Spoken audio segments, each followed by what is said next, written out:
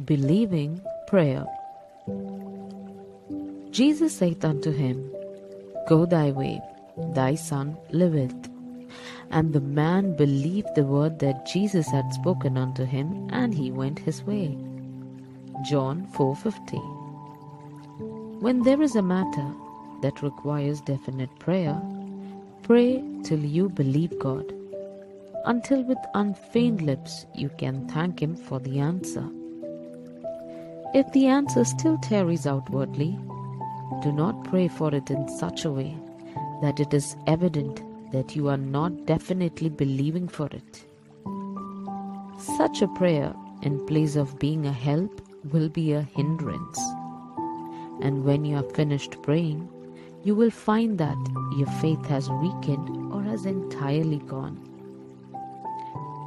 The urgency that you felt to offer this kind of a prayer is clearly from Satan and self.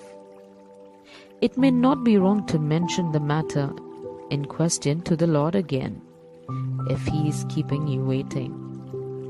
But be sure you do so in such a way that it implies faith. Do not pray yourself out of faith. You may tell Him that you are waiting and that you are still believing Him, and therefore praise Him for the answer. There is nothing that so fully clinches faith as to be so sure of the answer that you can thank God for it.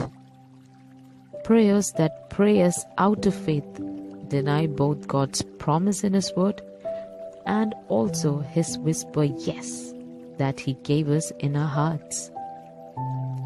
Such prayers are but the expression of the unrest of one's heart, and unrest implies unbelief in reference to the answer to prayer. For we which have believed to enter into rest. This prayer that prays ourselves out of faith frequently arises from centering our thoughts on the difficulty rather than on God's promises. Abraham considered not his own body. He staggered not at the promise of God. May we watch and pray that we enter not into temptation of praying ourselves out of faith. Faith is not a sense, nor sight, nor reason, but a taking God at His word. The beginning of anxiety is the end of faith, and the beginning of true faith is the end of anxiety. You will never learn faith in comfortable surroundings. God gives us the promises in quiet hour. God seals our covenant with great and gracious words. Then He steps back and waits to see how much we believe. Then He lets the tempter come, and the test seems to contradict all that He has spoken. It is then that faith wins its crown.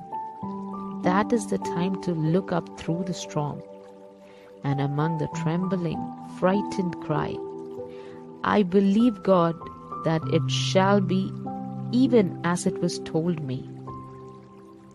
Believe and trust through stars and suns, through life and death, through soul and sense. His wise paternal purpose runs. The darkest of His providence is starlit with divine intents. May God bless us.